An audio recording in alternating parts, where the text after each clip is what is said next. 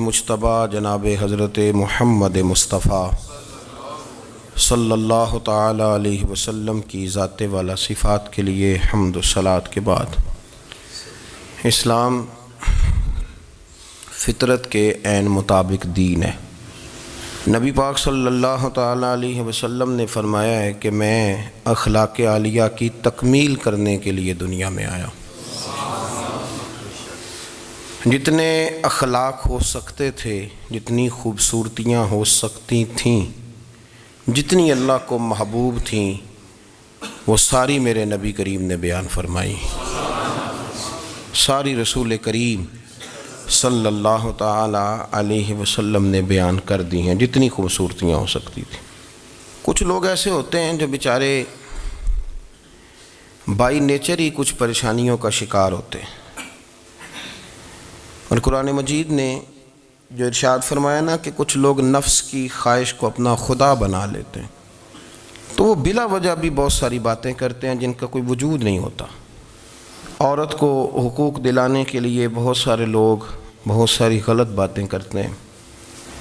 جو لوگ یہاں سے کسی کو لے جاتے تھے نا دبئی، دھوکہ دے کے اور لے جاتے تھے یورپ میں، عرب ممالک میں دھوکہ دے کے لے جاتے تھے، تو وہ بھی کوئی خواب ہی تو دکھاتے تھے کہ اتنے لاکھ تنخواہ ہوگی، اتنا کچھ ہوگا۔ وہاں جا کے پتہ چلتا تھا کہ جیب سے بھی دینے پڑیں گے کچھ۔ بہت سارے لوگ ایسے ہوتے ہیں، وہ سارے خوبصورتی کے نام پر ہی دھوکہ دیتے ہیں۔ آپ کو پتہ ہے کہ جو آدمی کسی کو لالچ دیتا ہے تو کسی کو لوٹنے کے لیے اسے لالچ دینا بڑا ضروری ہوتا ہے۔ لوگ پہلے لالچ دیتے ہیں پھر لوٹتے ہیں، پہلے مکمل لالچ دیتے ہیں، یہ چیز مل جائے گی، یہ چیز مل جائے گی۔ لوگ مکمل لالچ دیتے ہیں، اس کے بعد پھر لوٹتے ہیں۔ اور اگر لالچ نہ دیں تو کوئی آدمی قابو آئے گا؟ لوگ لوٹتے ہیں لالچ دے کر۔ اچھا، اب وہ جو جس کو لالچ دیا جا رہا ہوتا ہے وہ کہہ رہا ہوتا ہے کہ نہیں تمہیں نہیں پتا، وہ اس وقت ماننے کو تیار نہیں ہوتا۔ وہ کہتا ہے اتنی خوبصورت باتیں کر رہا ہے، اتنی اچھے پیغام دے رہا ہے، تم میرے دشمن ہو، تم مجھے منع کر رہے ہو۔ ہوش تب آتی ہے کہ جب سب کچھ لٹ جاتا ہے۔ عورت کو ویسے بھی قابو کرنا بڑا آسان ہوتا ہے۔ اعلیٰ حضرت بریلوی رحمۃ اللہ علیہ فرماتے ہیں بیٹیاں نازک شیشیاں ہوتی ہیں، ان کو تو ذرا سی چوٹ لگے تو ٹوٹ جاتی ہیں۔ دیکھیں کتنا بڑا جملہ کہا بریلی کے امام، نازک شیشیاں ہیں۔ ذرا کوئی آدمی گمراہ کرتا ہے، ذرا خراب کرتا ہے۔ اب دیکھیں نا، یہ جو بچیوں کو بچے مس گائیڈ کرتے ہیں، انہیں بڑے بڑے خواب دکھاتے ہیں، وہ بیچاری ماں باپ کو چھوڑ کے، بہن بھائی کو چھوڑ کے اس کے ساتھ شادی کرتی ہے، پھر جو اس کا بعد میں حشر ہوتا ہے، آپ ادلیاں نو سردار پہن تکے تے شرما والیاں نو جھوٹے ڈولیاں دے۔ پھر وہ بیچاری ماں باپ رکھتے نہیں، وہ ظلم کرتا ہے، تو کتنی بڑی تکلیف میں وہ بچی آ جاتی۔ نازک شیشی ہوتی ہے نا تو ٹوٹ جاتی۔ یہی حال اب جدید خواتین اور یہ جو کچھ اینکر پرسن ہیں، یہ اصل میں نا یہ آپ کو سیاست سکھاتے ہیں، لیکن یہ مادر پیدر آزاد لوگ ہیں، بالکل آزاد۔ یہ تو علماء شور نہ کریں، بات نہ کریں، گفتگو نہ کریں، مشائخ بات نہ کریں، اور یہ جو کچھ سنجیدہ اور دینی طبقہ ہے یہ کوئی شور نہ کرے، یہ تو روڈوں پہ ننگے ہو کے آ جائیں معاذ اللہ۔ خوفناک نظریہ رکھتے ہیں یہ لوگ۔ عورت کو کہتے ہیں تیرے حقوق ہم تجھے لے کے دیں گے۔ مثلاً وہ کون سا حق ہے جو تم نے لے کے دینا ہے؟ میرے نبی کریم صلی اللہ علیہ وسلم اس کو بیٹی بھی بنایا ہے، اس کو بہن بھی بنایا ہے، اس کو ماں بھی بنایا ہے، اسے بیوی کا عالی شان رتبہ بھی عطا فرمایا ہے۔ اور چونکہ بیٹی کا بھی حق بڑا بیان کیا جاتا ہے، بہن کا بھی، ماں کا بھی، اور بیوی کے معاملے میں لوگ سمجھتے ہیں کہ زیادہ بات نہیں کرنی چاہیے، شاید مسئلہ خراب ہو جائے۔ حالانکہ نبی پاک صلی اللہ تعالیٰ علیہ وسلم نے بیوی کے بارے میں پتہ کیا فرمایا؟ فرمایا جب تم نکاح کر لیتے ہو تو اپنا ایمان محفوظ کر لیتے ہو۔ اب میں اس کی شرح نہیں کرتا، اب خود کر لیجئے گا کہ وہ ایک ایسی شخصیت ہوتی ہے کہ جس کی موجودگی میں آپ کا ایمان محفوظ ہے۔ اب میں نہیں سمجھتا کہ اس سے بڑی بات کوئی اور ہو سکتی ہے، جس کی موجودگی میں آپ کا ایمان، اور بھئی یہ حدیث پاک عرض کر رہا ہوں، نکاح جب کوئی کر لے تو اس نے اپنا ایمان مکمل کر لیا۔ اس کا معنی یہ ہوا کہ آپ کا ایمان محفوظ ہے اس کی موجودگی میں، تو اس سے زیادہ بھی، یعنی ایمان سب سے قیمتی چیز ہے نا، تو اس کے محفوظ ہونے کی وجہ حضور نے نکاح بیان کر دی۔ تو اب میرا خیال ہے بی بی اگر کوئی اس سے بڑا حقوق مانگے گی تو بیوقوفی کرے گی۔ اتنا بڑا درجہ نبی کریم نے اسے عطا کر دیا، اتنا بڑا مقام دے دیا کہ تو خامند کے ایمان کے محفوظ ہونے کا ذریعہ بن گئی ہے۔ عورت کو جو حقوق رسول کریم صلی اللہ تعالی علیہ وسلم نے عطا فرمائے، نبی پاک نے جو حقوق دیے، دیکھیں نا، حضرت عبداللہ ابن عمر رضی اللہ تعالیٰ عنہ کی اہلیہ بیمار تھی، تو جلدی جلدی سے وہ آئے، تو جب بہت جلدی ہو، سفر بڑا شدید تھا، تو آپ نے جلدی سے نماز ادا کی، جلدی سے چلے۔ آپ کے خادم کہنے لگے حضور خیریت ہے؟ فرمایا میری بیوی بیمار ہے۔ تو اس نے عرض کی حضور آپ کی اہلیہ بیمار ہے، تو آپ نے نماز بھی جلدی سے پڑھی، سفر بھی جلدی جلدی کیا۔ تو فرمانے لگے یہ وہ چیزیں ہیں جو ہمیں مدینے والے رسول نے سکھائی۔ آپ اس کیفیات کو سمجھیں کہ حضور صلی اللہ علیہ وسلم نے درس دیا۔ اور پھر ایک اور بہت بڑی بات، یہ فضیلت کسی اور کو نہیں دی، جو عورت کو حضور نے فضیلت دی، یہ فضیلت کسی اور کو نہیں دی۔ کبھی حضور نے فرمایا ہے کہ تمہارا ابا تمہارے ساتھ بہت سخت رویہ کرے تو تم نے اس کو اس سختی پر داد دینی ہے؟ فرمایا چلو اگر وہ زیادتی بھی کرے تو تم نے اس کے ساتھ سلوک اچھا ہی کرنا ہے۔ لیکن آپ ایک بات کو سمجھے نا کہ بچے کے بارے میں، بیٹے کے بارے میں، بیٹی کے بارے میں فرمایا 10 سال کے ہو کے نماز نہ پڑھیں تو سختی کرو، تمہارا ڈنڈا بھی لٹکنا چاہیے۔ بہت ساری جگہوں پہ بہت سارے لوگوں کے لیے سختی کا حکم دیا، لیکن عورت کے لیے حضور نے جو جملے کہے، اصل میں ہم سمجھتے ہیں کہ یہ ایک بات ہے، مشہور ہو گئی ہے روایت حدیث، تو بس اس کے پس منظر پر اور جملوں کے حسن پر شاید معاذ اللہ غور کرنے کی ضرورت نہیں، ذرا اس لفظ کی تاثیر پر غور کریں۔ حضور نے فرمایا عورت ٹیڑھی پسلی سے پیدا کی گئی ہے، یہ ٹیڑھی ہے، اس کو سیدھا کرنے کی کوشش کرو گے تو ٹوٹ جائے گی۔ تو حضور پھر ہمارے لیے حکم کیا ہے؟ فرمایا جیسی ہے تم اسی کے ساتھ نبھا کرو۔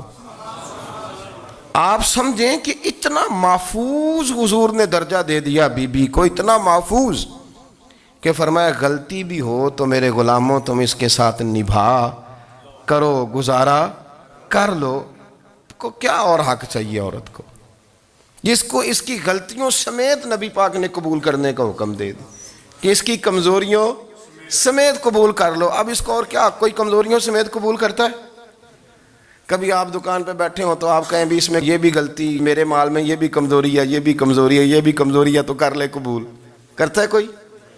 کوئی شخص ایسا ہو جو کسی چیز کی کمزوریاں بیان کر کے کہ اسے قبول کرو؟ پر رسول کریم صلی اللہ تعالی علیہ وسلم نے نا ہمیں سبق دیا، حضور نے ہمیں درس دیا، نبی پاک نے ہمیں پیغام دیا۔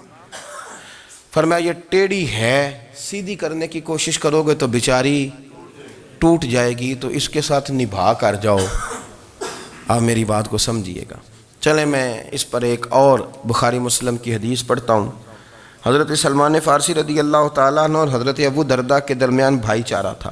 مکے سے مدینے جب لوگ آئے تو حضور نے بھائی بھائی بنایا تھا، ان کے درمیان بھائی چارہ تھا، تو ابھی پردے کی آیات نازل نہیں ہوئی تھیں، تو لوگ ایک دوسرے کی طرف جاتے تھے۔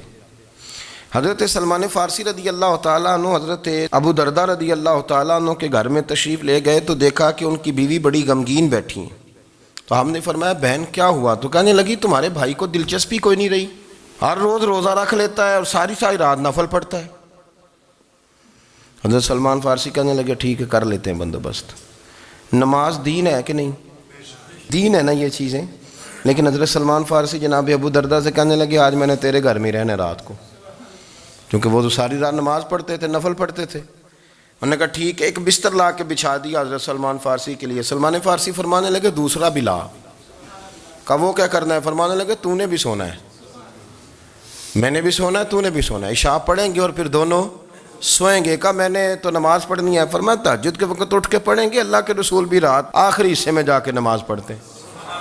ادھر ساتھ سلا لیا، وہ تھوڑی کو دیر سوئے، اب عادت تھی ساری رات اٹھنے کی، ذرا اٹھنے لگے بستر سے تو حضرت سلمان فارسی فرمایا چپ کر کے سو جا، وہ بڑی رات پڑی ہوئی، چپ کر کے سو جا۔ وہ لیٹ گئے، پھر اٹھنے لگے تو فرمایا سو جا چپ کر کے، بڑا ٹائم ہے۔ سحری کے وقت اٹھے، نفل پڑھے، ان کا ارادہ تھا روزہ رکھنے کا، تو فرمانے لگے کل رکھا تھا نا، نفلی روزہ جی رکھا تھا، پرسوں بھی رکھا تھا، ترسوں بھی رکھا تھا، فرمایا آج نہیں رکھنا، آج میں تیرا مہمان ہوں، سارا دن کٹھے مل کے روٹیاں کھائیں گے، آج نہیں روزہ رکھنا، سلا دیا۔ اب حضرت ابو درداء رضی اللہ تعالیٰ عنہ کہہ تو کچھ نہ سکے، پر کہنے لگے سلمان تم پتہ ہے تم کیا کر رہے ہو، نہ تم نے مجھے رات اٹھ کے زیادہ نفل پڑھنے دیے، سویرے روزہ نہیں رکھنے دیا۔ تو حضرت سلمان فارسی کہنے لگے کوئی لمبی بات تو نہیں نا، چلتے ہیں نا ابھی فجر میں مسجد نبی میں، تو نبی پاک کو بتاتے ہیں، سرکار دو عالم علیہ السلام کی خدمت میں تو اپنی بات کرنا، میں اپنی کروں گا، حضور نتیجے کا اعلان فرما دیں گے، بات طے ہو جائے گی۔ حاضر خدمت ہوئے، عرض کی یا رسول اللہ صلی اللہ تعالیٰ علیہ وسلم یہ ساری رات نفل پڑھتے ہیں، ہر روز روزہ رکھتے ہیں، ان کی اہلیہ غمگین بیٹھی ہیں، حکم فرمائیں۔ تو نبی پاک صلی اللہ علیہ وسلم نے فرمایا پھر ہوا کیا؟ یا رسول اللہ میں نے رات سلایا ہے، سحری میں اٹھایا ہے، سویرے روزہ نہیں رکھنے دیا۔ نبی پاک نے فرمایا سلمان فارسی نے ٹھیک کیا، سلمان فارسی نے ٹھیک کیا۔ پھر حضور نے فرمایا، نبی کریم نے فرمایا ابو درداء تیرے اوپر اگر اللہ کا حق ہے، اس کے رسول کا حق ہے، دین کا حق ہے، تو فرمایا تیری آنکھ کا بھی تیرے اوپر حق ہے، تیرے وجود کا بھی تیرے اوپر حق ہے، یہ حضور نے فرمایا، تیرے بچوں کا بھی تیرے اوپر حق ہے، تیری بیوی کا بھی تیرے اوپر حق، اس حق کو بھی سمجھے، حقوق اللہ بھی ہیں، پر تیری آنکھ کا بھی تیرے اوپر، کیا مانا کہ تیری آنکھ سونا چاہتی ہے تو اسے سلا بھی، تیرے وجود کا بھی تیرے اوپر حق ہے، تو تیرا وجود آرام کرنا چاہتا ہے تو اسے آرام بھی کرا۔ اور پھر وہاں نبی پاک صلی اللہ علیہ وسلم نے فرمایا میں تم سب، سننا یہ لفظ حدیث کے، حضور نے اسی موقع پر فرمایا میں تم سب سے زیادہ اپنے رب کو جانتا ہوں اور میں تم سب سے بڑھ کر اپنے رب سے ڈرتا ہوں۔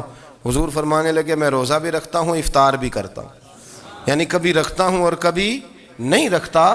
فرمایا میں نفل بھی پڑھتا ہوں اور اپنی بیویوں کو وقت بھی دیتا ہوں۔ سرکار مسجد میں بھی آتے تھے، نواسوں کے ساتھ کھیلا بھی کرتے تھے، ان کے ساتھ پیار بھی کرتے تھے۔ تو اتنے بڑے حقوق حضور نے بیان فرمائے عورتوں کے کہ تمہاری بیوی کا بھی تمہارے اوپر۔ لو ایک حدیث بخاری کی اور یہاں بیان کر دیتا ہوں۔